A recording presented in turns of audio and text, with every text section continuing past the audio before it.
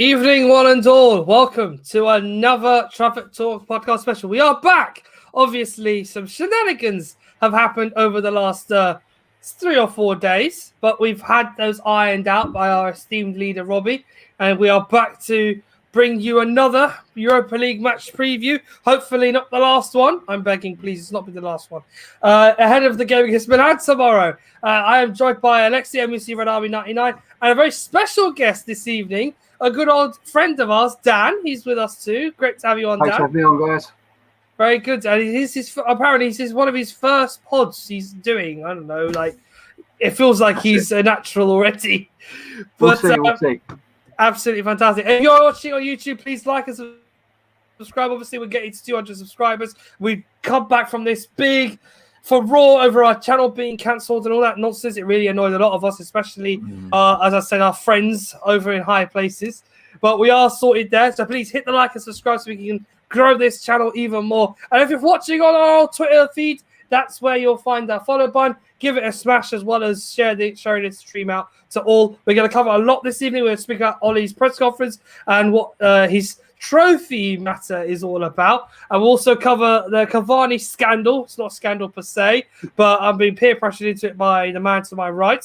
So we're going to discuss a lot more about the Uruguayan international.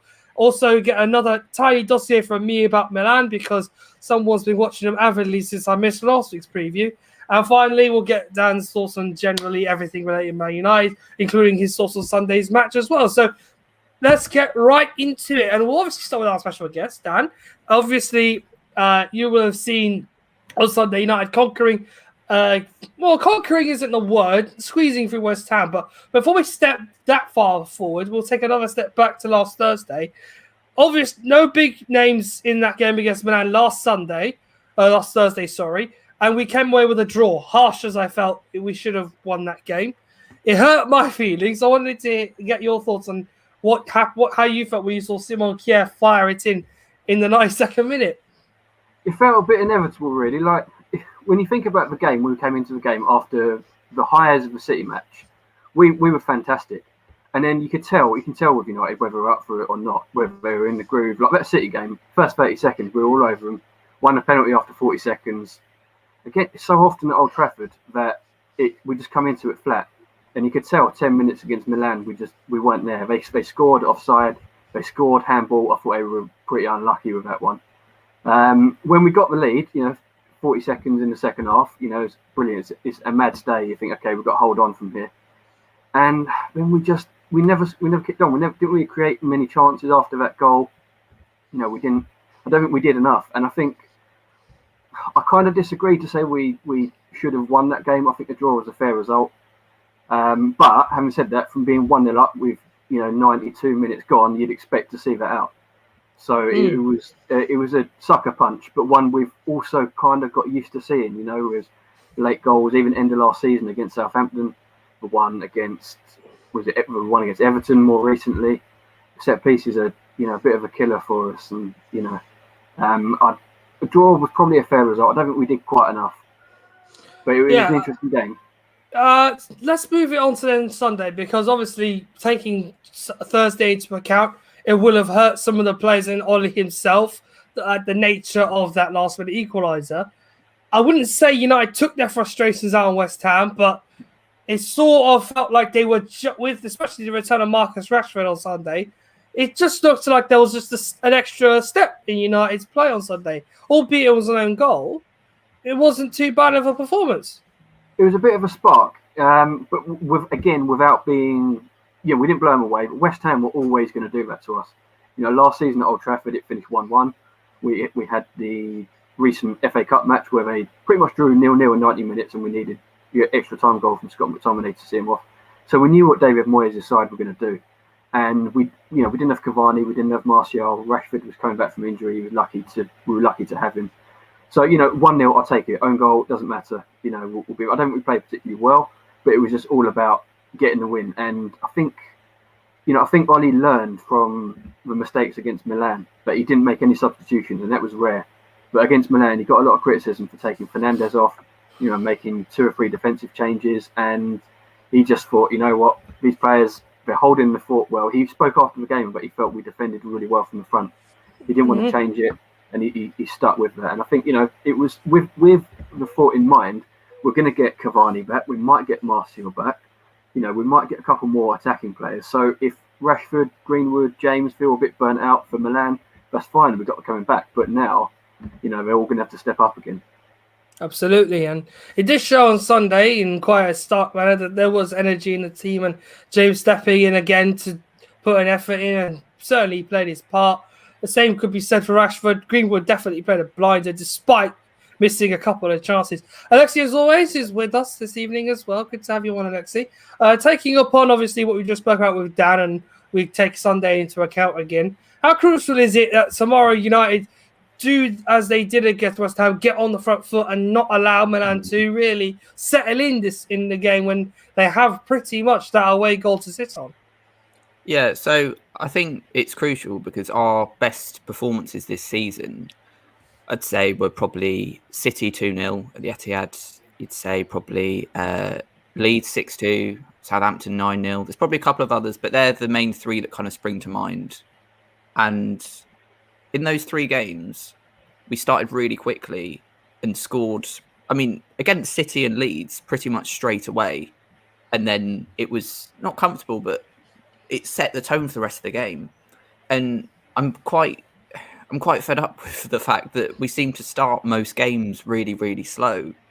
And we saw it, it's kind of a similar scenario to this as well. When we played RB Leipzig a few months ago and we just needed a draw, we were shambolic at the start, and it was done after about 20 minutes because we just threw it away. So yeah, we have to be really, really, really good from the start. We need to get the first goal, because if we're a bit sloppy at the start, if we're just kind of passing it around a bit, Milan are going to sit back because they can go through with 0-0. And the more the game goes on, the more we'll get quite stressed and anxious, and obviously they can get us on the break. Whereas if we get the first goal, it brings the onus onto them to have to score. And then the game's more open, and that an open game suits this Manchester United side to the T. And then I can see us getting some joy. But yeah, I completely agree. We have to start quickly and get an early goal, because otherwise it's going to be pretty difficult. Yeah, and it shows again that we have to not rest on our laurels, as we've shown in previous matches.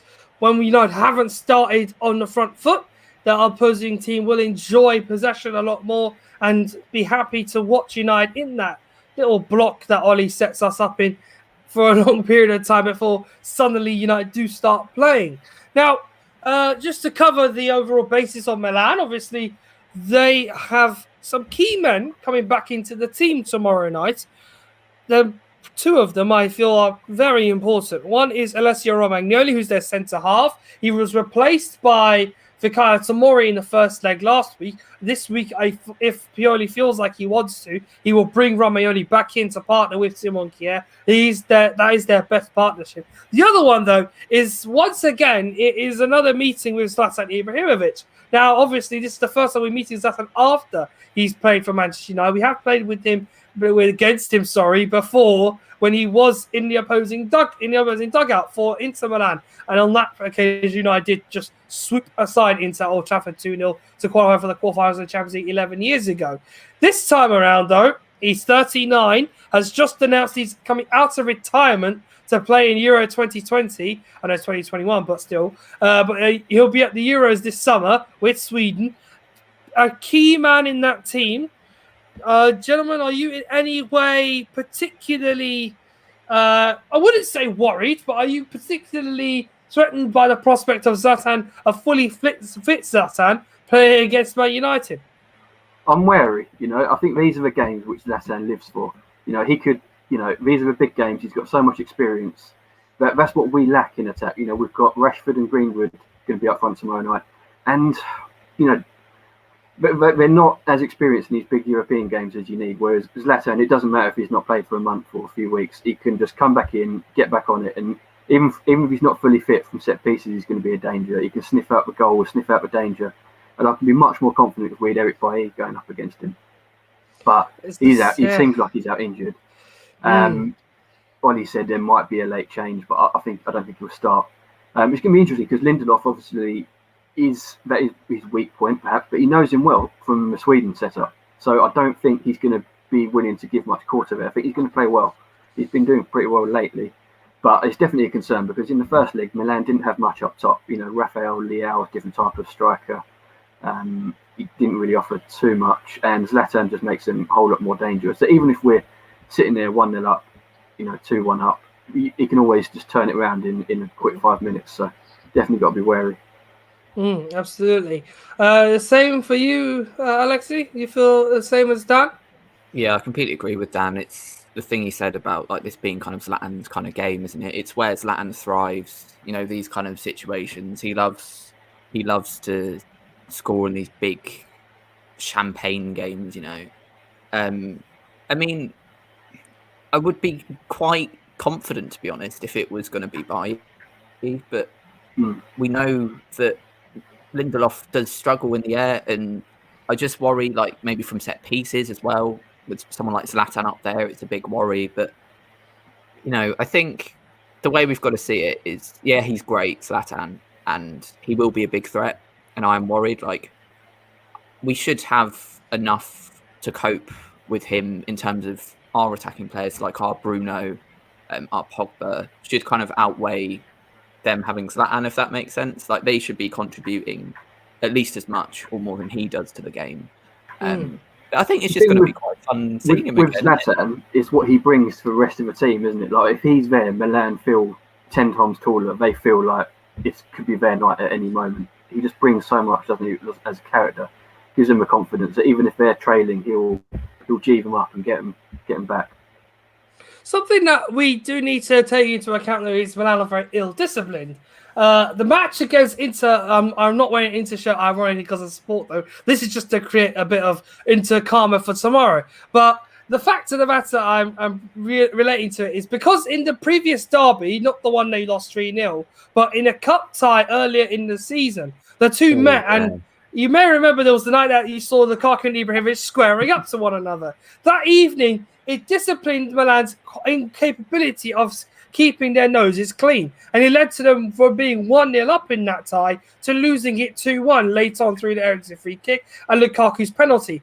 So, and on top of that, not only did they lose Zlatan, they also amassed 3 or 4 yellow cards more in that game. Now, while Italians are known to be, consistent tacklers and very ill-disciplined, another thing that has been a neck in my craw since I watched that game last week was Man United losing the midfield battle. Traditionally, we have a relatively compact and, in some ways, although it has its weaknesses, solid midfield. Fred and McTominay do a good job, and the same could be said if you ask Matic to come in. Obviously, Pogba hasn't played in this period since his injury against Everton. But last week, Frank Kessie and I think it was Abdoulaye Meite. I can't remember if he was playing in the middle or not, but he was playing a weird role around that little area between the left back, left wing, and the pivot position. And last week he was just being the roamer while Kessie was out to press forward. United lost the midfield battle quite convincingly last week, regardless of who was there. So, gentlemen, just very quickly on the matter, how would you assess United's ability to try, or what United could do to stop them from dominating the midfield again? I think the obvious solution is bring Pogba back in, and I think he's going to try and play him. I think we need that extra presence. But I think we're going to end up with Fred and McTominay still starting. I think what we're going to end up is similar to how we set up against Liverpool away, perhaps, and Arsenal. But Pogba will play in a bit of an unusual left wing, right wing role, especially as we're short on forward players. It's not ideal, but I think he'll drift inside. I think it just gives us a bit more flexibility, and we need players, we need characters. I think even if Pogba should be up for this game. It depends on his fitness, obviously, but I think he's ready to go. I think he'll start. And Donny? I don't think Donny would start. I think he might have. The only thing we could do with him is try and spring a surprise and play him in like a support striker role. Well, we haven't tried that. It would be really unusual. I think I wouldn't be surprised if he plays and comes off the bench. We've got 5 subs, haven't we? But I think he's a sort of last forever dice thing. I mean, I'd love to see him score and just prove everyone wrong and just get some positive headlines for a change. I think he needs that, but I don't think he'll start. How about you, Alexi, quickly? Yeah, I agree with the Paul Pogba point, and it's kind of there's certain games this season where, like the City game a couple of weeks ago, I don't think we did miss Pogba because it wasn't necessarily the kind of game that we usually would play him in anyway. But then games like this, like the Milan game, this kind of game where you presume they are going to sit quite deep, the games we've dropped points in recent weeks have been when Pogba's not been there against quite low blocks. So you're talking like Crystal Palace, teams like that, West Brom, Sheffield United. Was he there for Sheffield? I can't remember, but he wasn't there for Palace and West Brom.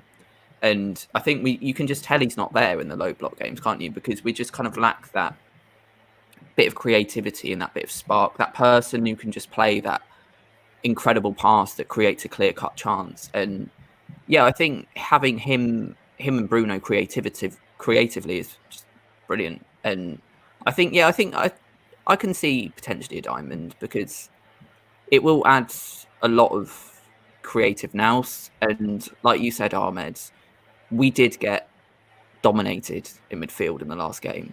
I mean, the first 20 minutes, it was brutal. They're winning every ball, pushing really high up.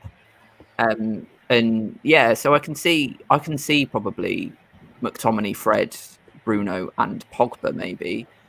I don't think Donny will play, but you never know, I guess. But yeah, I think we could see those four, which could really work. And the good thing is as well in games like this, sometimes, this whole thing, Bruno's not been good in big games.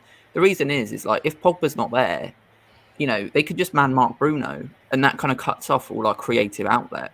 Whereas if you've got Pogba and Bruno there, that's two big problems for Milan to deal with. Oh, absolutely.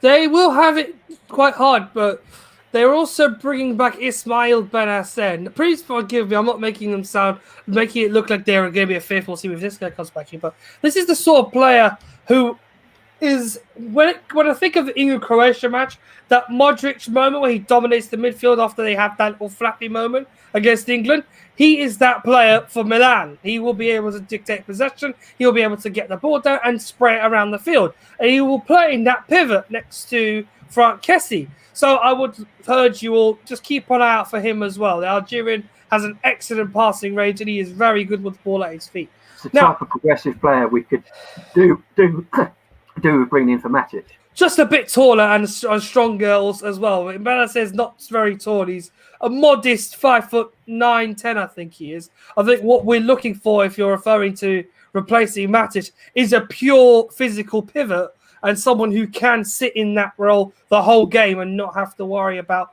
pushing up the field unless it's the 93rd minute or something like that. I understand that, but he would have to be taller and more physical. And Zakaria is an example of that. He's not who I'd want in essential reality, but he's the ideal profile in that scenario. So we'll talk in transfer terms a bit more in tomorrow's show, because I tend to do reviews with the odd transfer bit in it. So we'll talk about that tomorrow night in the review. But let's talk about this quote from Ole Gunnar Solskjaer this afternoon in regards to Manchester United's progression. Now, obviously, fans in social media and many pundits have been crying about Manchester United's inability to win trophies, and 4 semi-final defeats doesn't help in that cause, of course. However, Solskjaer today was asked a question in the press conference regarding Manchester United's progression. Well, he answered with the following in regards to how Ole views United's progression in recent weeks, or recent years, in fact, since he took over the job. And he has said, "I've been here for 2.5 years. I felt a big rebuild had to be made. It's in the league where you see if there's been any progress. That's the bread and butter of the season. You see how capable you are coping with ups and downs. A cup competition can give you a trophy, but sometimes it's more of an ego thing. We finally won something, yay! We need to see if progress, and if we progress and perform well enough, the trophies will end up at the club again. But it's not like the trophy will say that we're back. It's about the gradual progression and consistency about being in and around the top of the league. sometimes a cup competition can hide that you're still struggling a little bit. So in short, yeah, winning trophies is great and everything, and you celebrate it. But sometimes you could be papering over the cracks of a poor season by just saying, "Oh, I won this last season." So he's slightly giving an elbow into Arteta and co, who won trophies last season, and it's a bit of a weird one, to be honest, boys. I wanted to get your thoughts on Ollie's comments regarding whether United should be judged on trophies instead of league position. He's right and he's wrong, isn't he? It's definite dig at Jose, and because Tottenham might win the League Cup this year. They might have a lucky game against City. Anyone can beat them on one day off. We proved that the other week. But Tottenham are battling to finish in the Europa League places. Oh yeah, we finished 7th. Well, the League Cup won't cover up for that.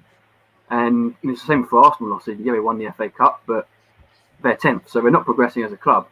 But if in the overall scheme of things, if Ollie left in 2 or 3 years and he doesn't win a trophy, then you'll look back at that and say, well, we hovered around 3rd and 2nd a bit, didn't win anything, and it was looking at it. It was he brought us forward, he left us in a better place, but ultimately he fell short. And even if Arsenal sacked Arteta tomorrow, they'd say, yeah, it's been a failure, but we won that trophy, and that's what it's all about. So he's right and he's wrong. I mean, I wouldn't get too bent out of shape by what he says in his press conferences. I think people do. They take his quotes, they snip it with him and say, look, this proves my point, my agenda already. There's so much Ollie in, Ollie out. I'll try and not take it too seriously, because I think he's making progress. And sooner or later, we're going to draw a Brentford in the FA Cup semi-final or a League Cup semi-final, and we'll get lucky. Like that's what Tottenham did this year. Absolutely. We'll get there. We'll have a bit of luck. Who knows? But United never get easy draws, never do it the easy way, do we? Bit of a personal question. Are you one that prefers league position over trophies, or are you someone that likes the hardware that comes with it? I want to, you look back, but finishing second under Mourinho, ultimately, it meant nothing. It didn't mean anything to me because we didn't build on it the following year. So I'll take the 2nd place or 3rd place this year if it leads to a trophy next year. I want to win trophies. That's it at the end of the day. But finishing 10th and winning a trophy just feels a bit hollow, doesn't it? Another thing that Ollie brought up was obviously I don't remember if it was in the particular press conference. I may be misquoting here, I'm not sure, but he was more the kind of person that prefers winning the Premier League or the Champions League over winning anything else. So while he's in it to win it in the current competitions, he's more the kind of person that says, I'd rather dominate the continent than dominate just the smaller base competition. In some cases, he's saying that the FA Cup isn't as big as it used to be. The same could be said for the League Cup. And the Europa League, while it is a competitive competition, it is the second trophy in the UEFA's competition rota. So, in your opinion, guys, do you still think that Ollie's mind is still transfixed on the bigger goals rather than just this season? Yeah, he is. And okay, this is a weird thing for me to say after what he said, because I'm going to get stick for this. I think him saying that shows he is more ambitious than people give him credit for, because I think what he's saying, he's not saying, I don't want to win a trophy. What he's saying is basically, yeah, it'd be great to win a trophy, but that doesn't mean we're back. That's not going to solve anything or everything even. We want to, coming second is progression in order to win a league. And he's ultimately saying, my aim as manager is to get to the point of winning a Premier League title through the table, through a 38-game season. That's where we want to be. And ultimately, the truth of it, kind of like Dan alluded to there, like Arsenal came, Arsenal were 10th and they won the FA Cup last year. It is a bit of a false thing. Wigan won the FA Cup and went down. Louis van Gaal got sacked after coming 5th and winning the FA Cup. I think I'm not saying trophies aren't important. I obviously really want to win a trophy, and I do actually think we need to. But it's about perspective of where you want the club to take you. So Jose Mourinho's, mantra was kind of short-termism, and his short-termism was shown by the fact he referred to the stuff like the League Cup or the Community Shield. He called them titles. He sees that as a title. So Jose Mourinho saw that. That's the season he looks on as going, this is really successful. We came 6th and won these trophies. And it was successful. But I think what Ollie wants to do is go, yeah, we'd love to win a trophy, but there's more to a club than winning a trophy. I want to build the club up to winning the Premier League and the Champions League, 'cause that's where we want to be. So inherently, while people are saying it shows he's got no ambition or the standards are low, I do agree we need to win a trophy. But I think in a way, if you look into it, what he's actually saying is, yeah, it'd be great to win one, but my job is to build us to winning the league and the Champions League, which I think we all agree with, don't we? I need that patch number 5 on my shirt sooner rather than later. It's been too long having 3. And the thing is, the only place in the world where you can get the number 3 patches are a Bayern shirt from about 13, 15, 14 years ago.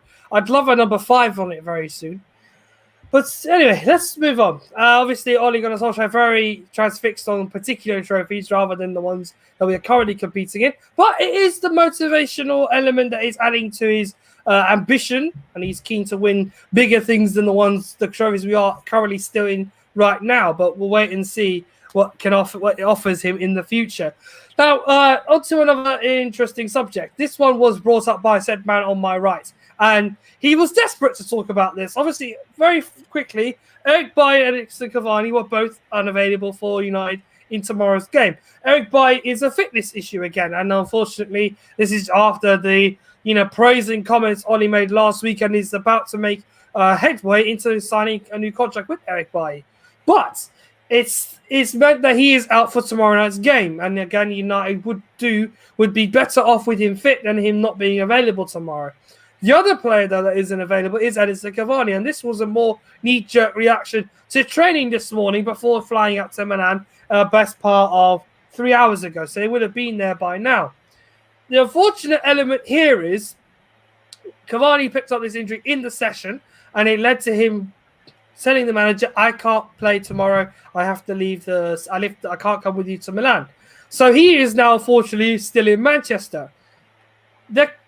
Alexi, before we turned on air this evening, suggested, is it a motivational factor? Does he want to play for United? Now, I raised the question and say no, because this is a new situation with Edinson Cavani. I think it's been over years this has been happening for him at his previous 2 clubs in Italy and in France. So he has experience which would be important for us tomorrow. Unfortunately, he's not there for it. So Dan, taking into consideration, obviously, both of our points of view, Alexi thinks that it's more related to the fact he's not overly motivated to play for United, particularly with recent events. For me, it's just a history of injuries and the fact that he isn't very young. He's not the sprightly fellow he was 10 years ago. He will have these problems cropping up from time to time and has still got a role to play at United. How do you view the Cavani scenario? I probably fall more on your side in terms of that. I think it's genuine fitness issues. I mean, if you look at his last season at PSG, he started only 7 games or something like that. Like, he started 16 games for United and PSG in the league in 2 years. 16 out of it's nothing, is it? I mean, when he signed on deadline day, we all weighed it up, and one of the negatives was his injuries, but on deadline day, you've got no other options. You take him because we messed it up so much, a transfer window. I mean, and for a while it was going pretty well, but then he got injured, didn't he? And he missed the game against Leipzig, which was tough, and the subsequent City game. He's missed a whole load of big games this time around, and it's definitely a concern. I mean, it's at 34, it's not going to get better. And there might be an element of it that at 34 he thinks, I'm just not going to push it. He might not see a future at United, and to be fair, I don't particularly see a future for him at United either beyond this season. But I'm not going to tear into him at the moment because he was close. He was close to playing, and for all we know, on Sunday he could pop up. He could start against Leicester, or he'd come off the bench and he'd score a winner, and we'll all be praising him again. So I just want to have a bit of perspective and just sort of think, well, let's just wait and see. We've got some big games coming up next month. We've got Liverpool, we've got Leeds, we've got Tottenham again. I think he's going to have a big role to play in those, and I don't see him playing at United beyond this season. I think we'll let him go. He's on big wages. We'll look at it and say, well, we tried. He had some good moments, and he's contributed a lot when he has played. But I think ultimately we need a younger striker, and just re-signing him is just creating more problems because you're going to get 10, 15 league starts next season at best, and we need someone who's going to start 25 league games and at least up front. And It's the easy solution. I think you look back at last summer in the transfer window, and you've got Van der Beek, who started 2 league games. You've got Alex Tellers, who's now second choice. Ahmad, who might be brilliant, but he's not played a league minute yet. Cavani was the one player who was sort of saying, no, I have improved the squad. I've made United better of that transfer window right now. But he hasn't, because he's not available for big games. So this injury, for me, like, I look back at that transfer window and it just reinforces what a disaster it was. And what a good job Ollie has done to get us into second with just practically no input from that group of players who have come in, apart from the odd goal Cavani scored against goals against Southampton and Everton and so on. They've helped, but ultimately he's not made us substantially better. And now we need to have a proper look at it. I think this increases the pressure on the new director of football to really get it right this summer, because we can't have another short-term fix. We had Igalo. Cavani was a souped-up Igalo, in terms of a short-term solution without being disrespectful to him. And it was a short-term fix, and now we need to have a proper solution. It might be Haaland, might be someone else, but we need to solve it. Yeah, again, it just bases to the point that Cavani is no spring chicken. Although Alexi does bring the valid point about motivation about the club. Is he really invested in United as he should do? But again, I stand by the fact that it did happen in training. It's nothing off the pitch that's distracting him, and it will be a problem tomorrow. Yeah, I think I'm not kind of saying like it's like he's like kind of faking the injuries or anything like that, or he doesn't get injuries, but it's just a bit concerning to me that maybe it's not actually kind of that I've got anything against him personally. It's what he represents. It's like we've signed this kind of 34-year-old on big wages at the last minute, and it represents that short-termism that we thought we'd turn the corner with Woodward and Solskjaer. We thought we'd kind of got past that. But my issue comes with the fact where, okay, so he's made 18 appearances this season, which is a relative amount, but I think most of them are from, obviously, substitute appearances. He scored 6 goals, which is good. But you've got to think he missed those games through the FA ban, which, okay, we won't go into that. It's a bit of a minefield. But then he comes back and then is fit again, and then he gets another injury. And then the basis for my argument is I don't really care who it is. I don't like it when a player's father or a relative of a player comes out and says something in the middle of the season. It just seems so unnecessary to me. And I know Cavani refuted it on Instagram afterwards, and that's fair enough. That's me kind of looking in a balanced way. He did refute it. Why is his dad saying that in the first place? Like, I don't understand what it does. How does that help us at all? Like, ultimately, right, what month are we in? We're in March. The season ends in middle to the end of May. Why can't 6 weeks from now? Yeah. 6 or 7 weeks from now. Why can't... I don't understand this. And this isn't just me going for him. This is the standard of whole players do in general. If you're unhappy at this point in the season, which he may be homesick or anything like that, that's completely fair enough. That's his prerogative. But my problem is, why disrupt things at this point in the season when we're at the run-in? Why not just wait until the end of the season and then go? We don't need more noise around the club. And I just think, with someone like Cavani, when he's such a high-profile name, high-profile character, I think things like family members speaking out in the media and stuff, it's just never going to help him. We've kind of seen it with... It reminds me a bit of like kind of Mesut Ozil and Paul Pogba. When a player like that, when someone in their family speaks out, it just creates much more of a storm than normal. And I just think we're in a really important part of the season now. We're going for the Europa League, we're going for the FA Cup. Obviously, we've got to consolidate second and everything. And we just need a happy camp, because it's like before that Leipzig game, all the Pogba stuff happened. And I don't know, it just seems crazy to me that we've got a player that really we only expected to be staying a year, and it already feels like we're having problems caused by external people. If I'm going to speculate, I think that he's getting mixed messages from United. I think at the start of January, the intention on United's part was to extend his contract, and that he would hopefully stay fit and get over the injury issues from December and really settle in and kick on. But he hasn't. He scored 2 goals since the 1st of January, something like that, and he's missed so many games. And I think United have just sort of said, look, will push for contract talks down the line. Just prove your fitness. And maybe he's got a bit offended by that. And maybe he's thinking, well, yeah, maybe it's just not going to happen here long term. And I think the club are doing the right thing. I think if the club had tied him into now a 2 or 3 year contract and overreacted based on what we saw the first couple of months, we'd be sitting there saying, great, we've got Cavani on 200,000 a week for 2-3 years now, and he's injury prone. Was that a mistake? Is that going to stop us signing someone else? And regarding all the stuff about foreign players, I think just in terms of the relatives and stuff coming out, and even English players, I think brace yourself for the next 2 weeks. Got international break. We're going to get a whole load of that now with Pogba, Van der Beek, who knows else. I think it's all going to come out and create some headlines over the next couple of weeks. It's not a new situation. The Pogba incident happened in before the last international break even started. He goes to Clairefontaine in France. Suddenly everything blows up, and then it stems up to the Leipzig game where it did suddenly just rattle the entire squad.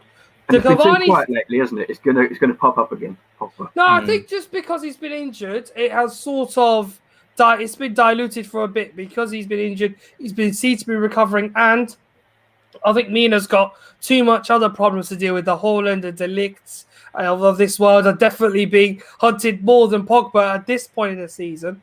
And take into account Haaland's great form, that is distracting him. So I think tomorrow he'll be there. I know that for sure because he's Italian. You're allowed to travel around Italy to do work and stuff like that. He'll be at the game to watch his clients tomorrow.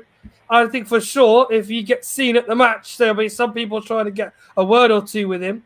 But one thing is for sure, regardless of what happens, Cavani, for me, I don't want him to go just because I don't want Haaland to come this summer. And I'll tell you why. Borussia Dortmund are motivated to get back into the Champions League. Failure to do that will mean Sancho and Haaland leave. But if they do go, United can't afford both either. They can only go for one and sacrifice the other. United need 2 players in the attacking third of the starting 11 that would go, and they would both of them go straight into the team. The problem we have, though, is obviously recently we've seen all the financial figures. We've seen all the difficulty United have in obviously maintaining sustainable revenue at the club, and it's a lot of it obviously is not going in the correct place. It's not going into the team. It's more or less going in someone else's pocket. It shouldn't really be going there. The reality is, though, this summer we're not going to see. I don't think we're going to see a Haaland or a Sancho unless United are serious and actually go out and pursue the targets that Oli sets out for them to do. Now, obviously, this is key with the new roles that John Murta and Darren Fletcher have taken on in terms of developing the transfer fees and the transfer matters and all this stuff, trying to sell players to join United. I still think Oli needs to have a hand in this. I wouldn't completely give Darren Fletcher free rein to say to this player why he should join United. Oli played a big part in Donny van der Beek joining last summer, so I wouldn't put it past him to still have a role to play when it comes to joining United this summer coming up. It's still, I don't think Cavani would go. I would still I believe in him enough to say he needs another year just to prove himself. And United will need to be, pinching pennies this summer. We won't see big marquee signings aplenty. We'll get away with one, I think, and then two or three may have to happen through outgoings. To be very blunt and honest for a minute, but I'm not ruling out Ronaldo yet. Like, I think if we could flip Cavani, get Ronaldo for 1 year, I think we'd do it. If they said that. My time with Ronaldo expired in 2009. Yeah. But Dan, for me, I hate to break your heart, mate. Sancho, Ronaldo, and then Haaland next summer to replace. Yes. I don't want to break your heart. Dream scenario. I don't want to break your heart, Dan and Alexi, but I expired my relationship with Cristiano Ronaldo in 2009, and it hasn't ever been, rekindled since. Not that I don't think it would change my. I don't think I wouldn't change if he came back to United. It would be great for him to return. But I don't want him to come back solely for the fact that we already have the most expensive goalkeeper. We have majority of some of the players that don't play on large amounts of money, the last thing I would want is Ronaldo to come back and mess up the wage structure. But reality is a bitch. But like Dan said, you could bring in Ronaldo and Sanchez, but Sancho even. Sorry, we're not getting Sanchez. Jason Sanchez. But Cavani is on pretty high wages. He's on 10 million a year. Mm-hmm. You get $200K a week. Yeah, if you got Cavani off the wage bill, you could get Ronaldo in, and Ronaldo, in spite of his age, okay, he's the best player in the world. I don't disagree with that. And best player in the world. For me, if we can get him, it's a no-brainer for me. It's not just I do like the idea of it anyway from an emotional point of view. Ronaldo coming back, it would be beautiful, but we need someone like that. We need a striker that can score goals. Our striker, Ronaldo can stay fit, unlike Cavani. Pardon? Ronaldo can stay fit, unlike Cavani. Yeah. 100%. Our strikers between them have scored about 9 Premier League goals this season, and we're in March. If we want to win a Premier League title, we need realistically a number 9 who can score a lot of goals. Ronaldo is perfect for that. Ronaldo can stay fit, and I don't think it would ruin the wage structure if we got rid of Cavani, basically. Huh? Sorry, Dan, you were just saying? If we get rid of De Gea and go with Henderson, that's massive wages. 375,000 a week. Then No, Ronaldo. Romero's gone. No Ronaldo. Lingard's gone. No Ronaldo. No, Mila. He hurt my feelings in 2009. I think this was, for me, he was the player. This can heal it for 1 year. I'm sorry, 1 year is not enough. He owes me 10. I wanted him to stay forever when he was at United. Yeah, look, for me, my stance remains the same. I would like to stick with the plan Ollie's already set us off with, and to focus on signing players for later and developing them in the best way possible, rather than bringing that established name at a tender age like Ronaldo or Cavani.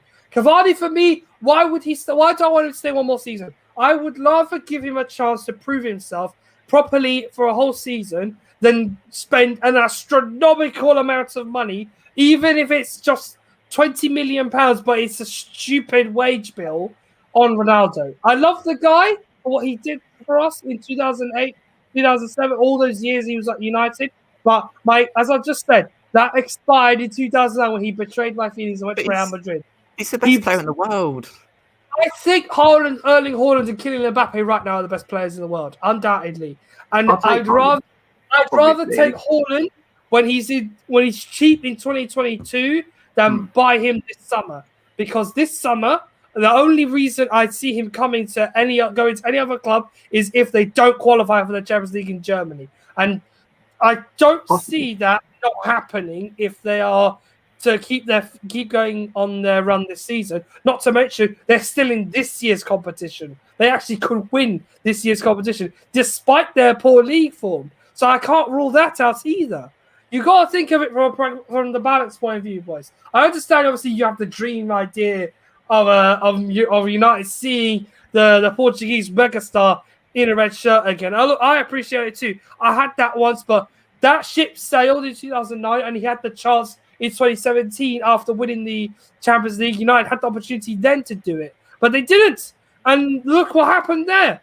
You paid the penalty for your sins. And ultimately, Ronaldo moved on to Juventus. It's been turmoil for him since. I just think it's better to be a little safe play on the safe side. Get this established name right now who's on the way to becoming a megastar, like we did when Ronaldo was young. Develop him and push him to the sky's the limit. And for me, Haaland does that job, but we can only sign one of Haaland or Sancho this summer, and that's only if they don't make it into the Champions League. A lot of external factors, boys, have to be taken into consideration. If we're trying to go for a league next season, right, and we can't get Haaland, okay, but we've got Sancho, so we've got the right winger. I still think if we're going to win a league, we probably do need a number 9 that scores goals. So you're looking at it then. Yeah, exactly. And you're going, do you want a Cavani who's... I mean, I've got, like I said, I've got nothing against Cavani, but he's not fit most of the time, right? He's realistically probably not going to be your number 9 the whole season, right? maybe Martial will improve, but we don't know. And I think he's not the most conventional number 9 anyway. I'm not saying he can't be, but he's not your conventional number 9. I don't see why, even if it was just for a year until maybe we could get someone more long term, right? We could bring someone like Ronaldo in because, you know, we'd have Sancho, Rashford, and Ronaldo, and then you'd also have Ronaldo, you know, players like Greenwood and Rashford learning off Ronaldo. Like, and yeah, the wages would be a lot, but ultimately, like, Cavani's on a lot, like Dan said, De Gea's on a lot, and it might just be for a year until we can get a longer term option. But I would take the risk of getting Ronaldo in if it meant we won the league, because ultimately our aim. No. When you look at strikers, win the league, if you say Haaland's not available, there aren't many top strikers who can do that job around who are going to be available. Harry Kane, no. Harry Kane's a no-go. He'd cost even more, and he's got injury issues. Then who else is there? You know, I mean, it's difficult. You're taking a gamble on someone who's having like flavour of a month in Germany or Italy or someone like that. But Andre Gomez, who scored 30 goals but flopped at Milan. You know, it's tough. There aren't too many proven striker options out there. So I could see the club just taking a short-term move because Ronaldo gives everything Cavani does, but better. And you look at, you know, what the Glazers did at Tampa Bay. They bought an aging star, you know, Tom Brady. But you think, you know, that's just, I could see them just thinking, oh yeah, that worked over there. Let's try it here. But that's if they're even paying attention, because they might not even be looking at Man United. No, guys, I appreciate your rational. While it can happen, I'm going to believe, you know. Rational thinking is the best way I can think. I can't call it lunacy or stupidity because it's neither. It's rational thinking. I think it's cool, honestly. I consider it to be in the midst of a pandemic, and also the fact that Ollie's desperate for the wage bill to be slashed enough so that he's able to have a steady income on transfers. Especially, you have to take into consideration, obviously, we've not been at Old Trafford for a year. We play a big part in United's transfer budget. Like us as fans, we invest money into the club. They spend it on players that we want, or the players that they are adamantly able to get. And because we're not there, it takes a lot away from them. So Ollie's already hampered there. He's also hampered by the fact, of course, that his two main targets, when available to him or were possible to join United, were both taken away from him or didn't leave because of shoddy negotiations and stuff like that, which obviously led to the outcries of through many around the fan base. Why do I think we should stay away from Ronaldo? Not that I don't think he wouldn't do a job at United, because obviously he is just incredible. I don't see United forking out the amount of money it would cost to bring him to Manchester again, regardless of whether it's at Juventus now or when his contract expires next year. I still don't think it's worth it. There are more pressing issues for me than getting him for £10 million, but still pay god awful sums of money to. I think the other factor is how it unravels at Juventus, because they're not having a good season. I think if it unravels to a point that he's desperate to leave, they're desperate to get rid of him, and his agent or Juventus come to United and say, look, he's available for, he's 36, he's available for 30 million cash plus. I think United would consider even 30 million. Even 30 million is too much for me. Remember, it's Ronaldo.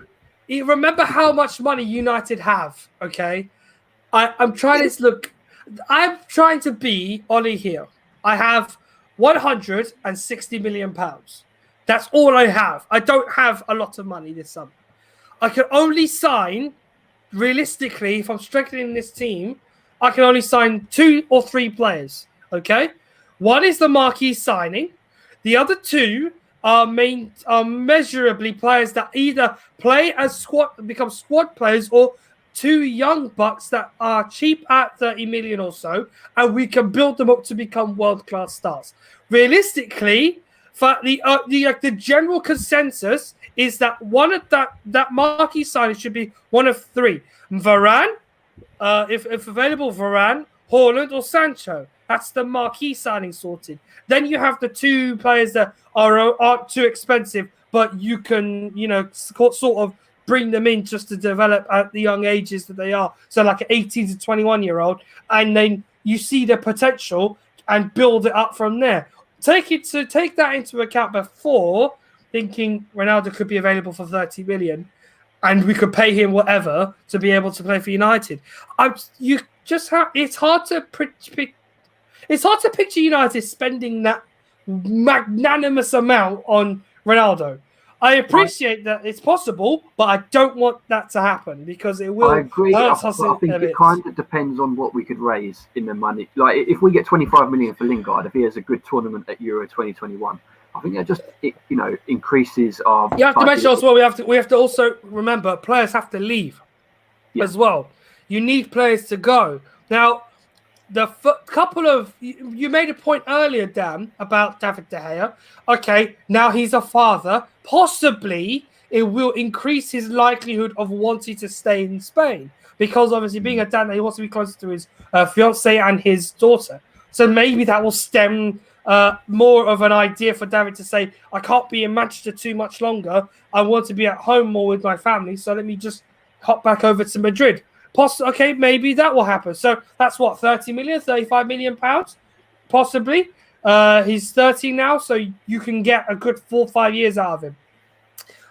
What is it? Juan Mata, his contract is expiring, so that already takes money off the wage bill. You have Lingard, as you say. We need him to be a make weight in a possible deal with Declan Rice if United are seeking to get him. We also have Diogo Dalot, who Oli says in today's press conference, he may want to return to Manchester United because he's performing so well in Italy and could possibly be a challenger to Aaron Wan-Bissaka's position next season. I personally think he needs a chance, and I don't want him to go. Also, what else have we got that needs to leave? Or Romero's going to go. Romero's definitely leaving. Unfortunately, it's sad, obviously, but he should have. If the request was made, then he should have left when he asked to leave, rather than being left at the club this whole year with little to no games to play. So he'll leave as well. I don't want Daniel James to go. I think he's just been a scapegoat for the fans, and he's playing a huge role. Player. He's a squad player, yeah, but I still see him playing a part.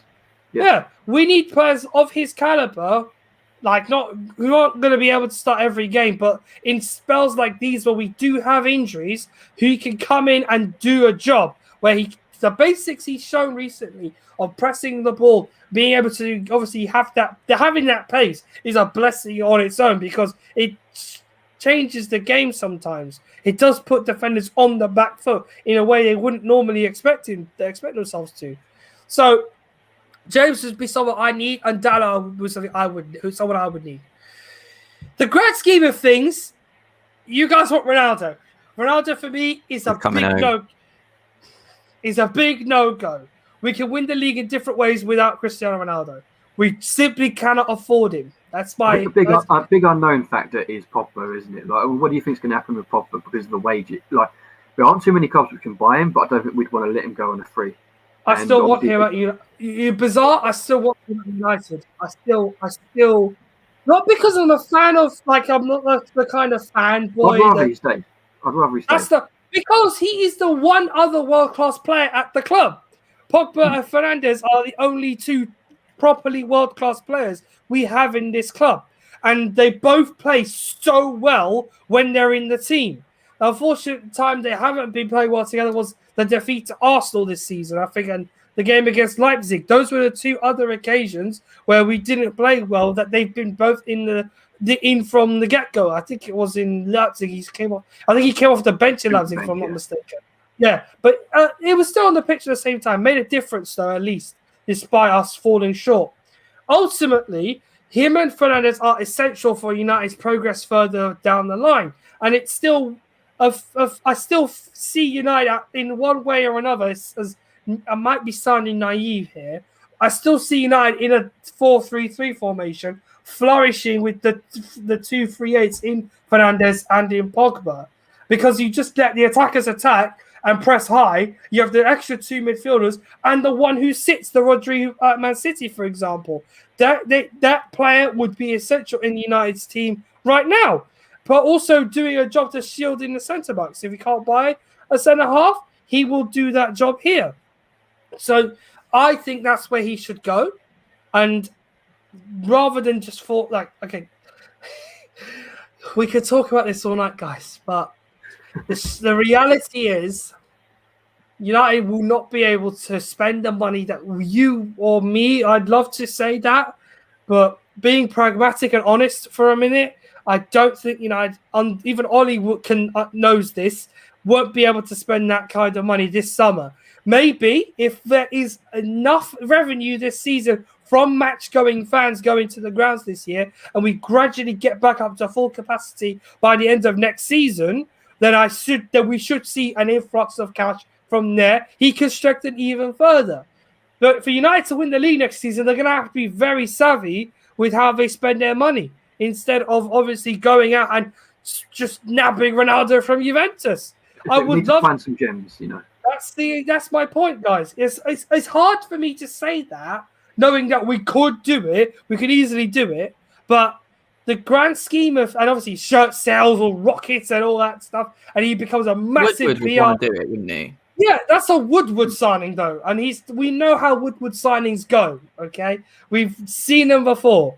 I'd rather it be back. It's focused on the savvy signings, the ones the Pedro Gonçalves of the world. Obviously, they've sort of debunked it today, but he's an example of someone who I think could do, who could become someone big at United. He comes from Sporting as well, so Fernandez link would be wholeheartedly possible. There's like I said, I'd like Zakaria. He's not expensive, even though he's at Mönchengladbach and they haven't played well this season. Who knows what he could become? Injuries and things like that. Like, I'm not exactly saying he should be priority, but he's in terms of the attributes and the sort of like. I'd love him from Leicester, but he's going to cost too much. Oh, you can hear the 90 million coming out now from them, honestly. I wouldn't go for Declan Rice either because of the price. Yeah, that and the fact that people are starting to say Wesley Fofana from Leicester could be a shout.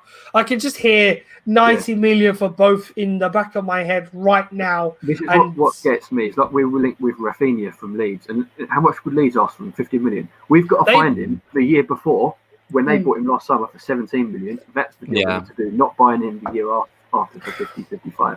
This is why I say savvy signings. Because if they work out, they're huge. They're huge players for you. But if they don't, it's a big problem. And as I've said, guys, I'm wholeheartedly praying that Ronaldo just up sticks and decides to say, I'll take a wage cut, I'll drop whatever I was earning at Madrid and Juventus just to play for United. I'd love him to have that mentality, but I frankly can't see it happening. And it's looking likely, based on reports, Madrid wants him more than Juventus do. So who knows? The other thing is, as I've said, Man United won't have a lot of money. So it will be very much down to one big signing. And if there is a push to smaller, more long-term visionary signings that could make a difference, that could play in the first team, but will be looking to become top-class talents later on in their career. So it won't be wholly reliant on that.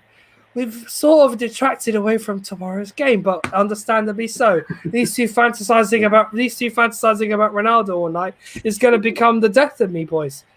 Depends what happens tomorrow's game. We might be thinking we need him even more, but hopefully not. Hopefully Greenwood steps up. He needs, if he's had been so unlucky this season that, but if he scores a winning goal in Milan, all that goes away. His hero of the season's made. He got close on Sunday, and that's something you have to give credit for. He had 2 or 3 decent chances on Sunday, and he set up the opportunity that Dan James didn't get a clean effort on. But that is a sign he's just beginning to find his confidence again as the leading man in the attack. And if I trust him enough, obviously he will be here for years to come. And I believe in him to the moon and back that he'll become a top player. But again, we're going to need to rely on him tomorrow night. And we can go back onto tomorrow night if we could. Very quickly, our dossier Milan for you. It's very simple. Since they lost to Inter Milan in the Cup, their form has just dipped.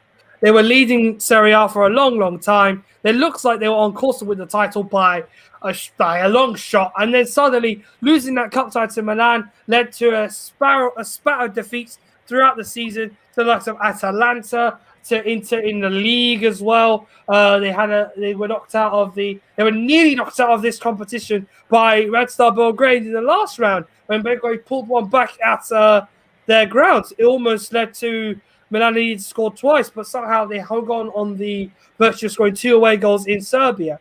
So they've had struggles recently. They are also big effect. They're affected greatly by injuries, and they are welcoming back, as we mentioned this evening, the likes of Romagnoli, Benacer, and Ibrahimovic into the team. A few players were unavailable on Sunday for the defeat against Napoli, but we shouldn't see too much of a different side. The only couple of players that you may see coming to the team tomorrow night, a different man up front. Instead of Leao, you'll see Ante Rebic, who will be a physical but very pacey presence.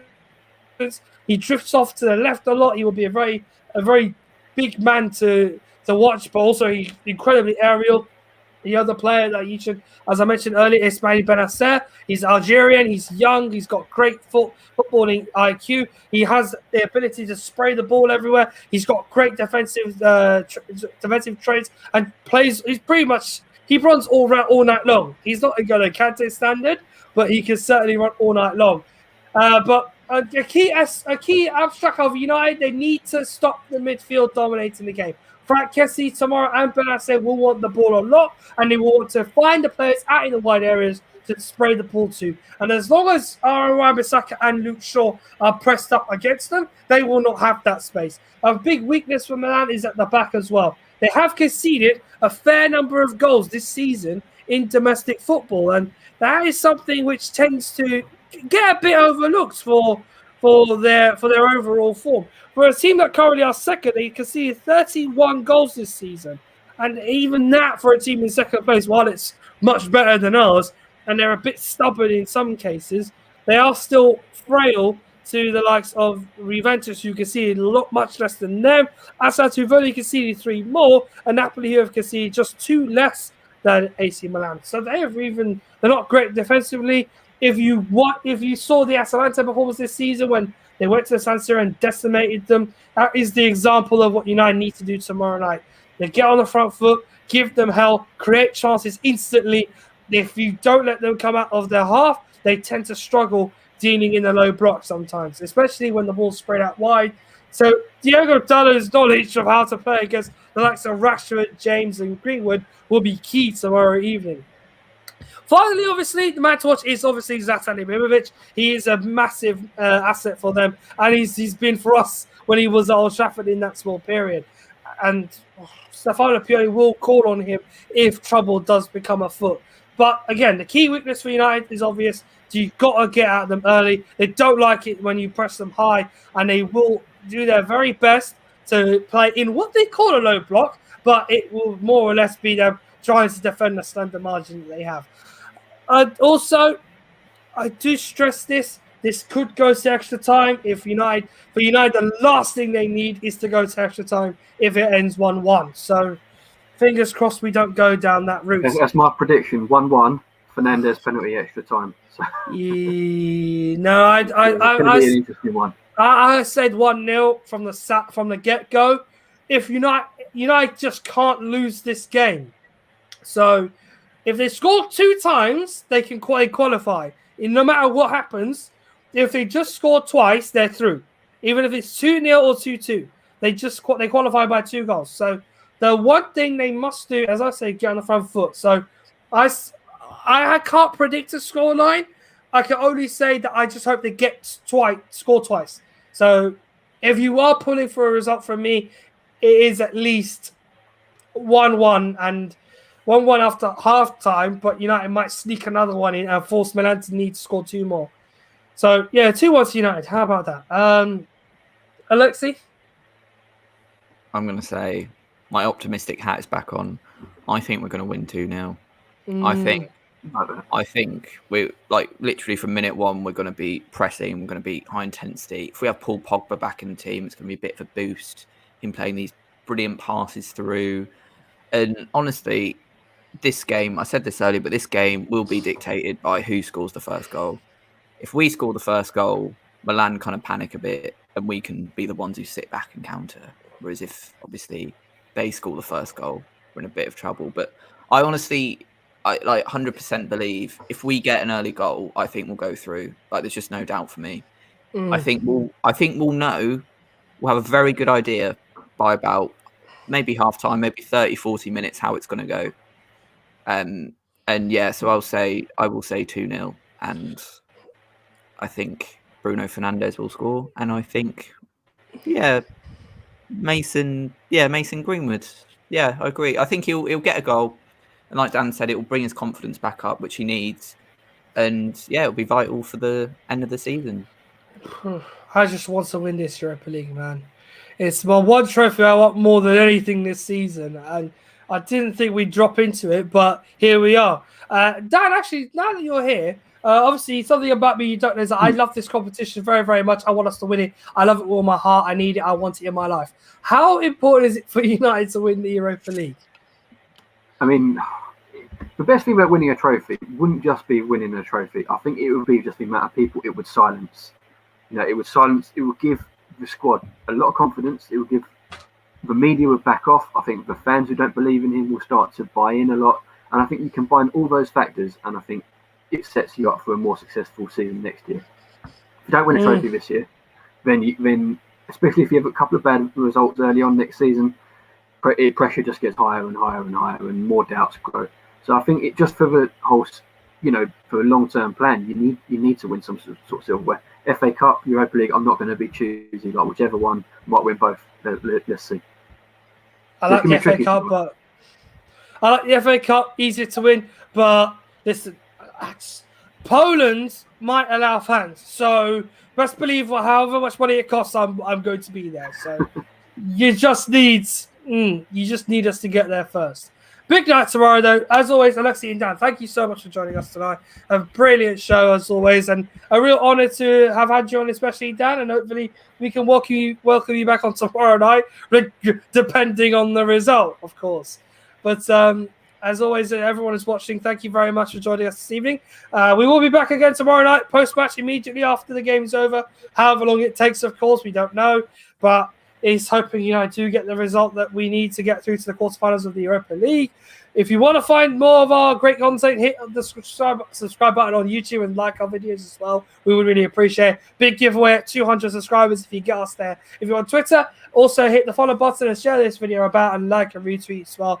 Dan, is there anything you'd like to plug while you're here before we sign off? Just thanks for having us, and when you can, go to unitedinfocus.com. Loads of articles on the site. I think our match coverage is excellent. We've got loads of stuff on youth academy players, and I think just keep it up. You log on, you'll find something worth reading. Absolutely. I mean, I'm definitely going to check it out right after this as well. So, as always, boys and girls, thank you for joining us tonight, and to Alexi as well, and Dan for joining me. We'll be back tomorrow night with the review. Until, hopefully, with, touch wood, nothing goes wrong. I'm touching wood right now.